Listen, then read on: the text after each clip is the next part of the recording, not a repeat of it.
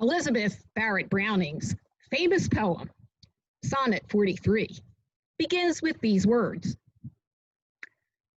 "How do I love thee? Let me count the ways. I love thee to the depth and breadth and height my soul can reach." This soul reach of love is at the heart of Jesus' gospel message for us today. This morning, we will explore the soul reach of love in action, the ways we are called to embody love in our relationships with God, others, and ourselves. Sometimes readings are challenging when writing a homily, but these are among my favorites, and I look forward to sharing my thoughts with you. I want to begin with a reminder that all of these love relationships are interconnected and that we need to keep them in balance in order to be healthy of body, mind, and spirit. Let's start with God, the energy of love that holds all of life together. This is something we need to connect with every day, acknowledging that divine love is within each of us and allowing our soul to rest in that love will give us the strength to embody love to others. Loving others as ourselves requires us to have a healthy self-love, to take care of ourselves and appreciate our innate goodness, as well as limitations that we all have to deal with. We can then have the energy to reach out in true love to others. As a brief example, our very close friend and neighbor was battling cancer last year. His wife visited him every day in the hospital from morning until evening, and often did not have dinner until after 9 o'clock. Neighbors brought over soup and an easy meal and kept reminding her to take care of herself. Here was love, God, embodied in action, in the soul sharing and presence of this devoted couple, in the food that was shared by others, and in the loving self-care reminders of friends. I think it's also important to recognize that this gospel includes the call to not only love others here and now, but also in ways that touch the future. Perhaps by offering an educational program or scholarship, helping someone gain employment, spending time with young people, or teaching children how to appreciate nature. The soul reach of love in action is interconnected, and its ways are limitless. Listening is a powerful form of love, and I'd now like to share 2 stories that illustrate this. The first is an experience of how a dog showed love to me a couple weeks ago while hiking a trail in Colorado. Our daughter Dana, Stan, and I, along with Dana's 4 dogs, hiked up Chief Mountain. We started our hike at 10,600 feet, where, let's just say, the oxygen was much less than it is here at sea level. And eventually, we reached the top at 11,800 feet. During the arduous journey to the summit, Dana's dog, Daisy, embodied love to me. Daisy is very athletic, has boundless energy, and is used to hiking 14,000-foot mountains with no problem, So to be paired on a leash with me did not allow her to move at her usual quick pace. Daisy, however, is quite sensitive and very in touch with humans. So when I told her to wait a number of times, she patiently stopped and allowed me to catch my breath. By the way, Daisy is an alpha dog and would normally be ahead of the pack. But this time, she stayed with me the entire time while others went ahead. She put her desires and instincts on hold and instead listened carefully to my needs for over an hour.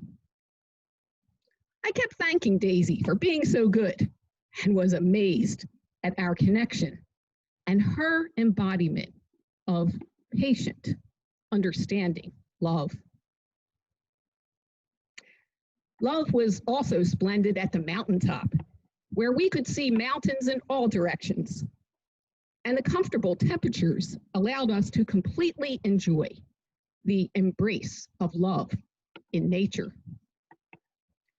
Our animal friends and nature are included in today's gospel message. Daisy especially taught me, and I believe is teaching all of us, how important listening is to genuine love. The second example is about a spontaneous meeting that demonstrates how listening is love. It occurred recently at my hairstylist shop when a man who was waiting for a haircut remarked about a sign on her desk that read, "When you get there, remember where you came from." All three of us then started bantering about it, and I mentioned that if we're still breathing, we're not there yet. To which this man replied, "I was there twice in the past 2 years." This person was in his mid to late 40s and said he had a heart attack and subsequent heart surgery and lung issues. He continued to share his story of how he was now good physically, but mentally was struggling with the trauma of these incidents. He mentioned he's a singer and music is very important to him, that he used to listen to music 4 hours every night. Yet, in the 2 years since his heart attack, he hasn't done this at all. When I asked him if he had transformed his energy into something else, he said he really needs to rediscover music. That's what he wants. I told him it sounds like he knows the path he wants to follow.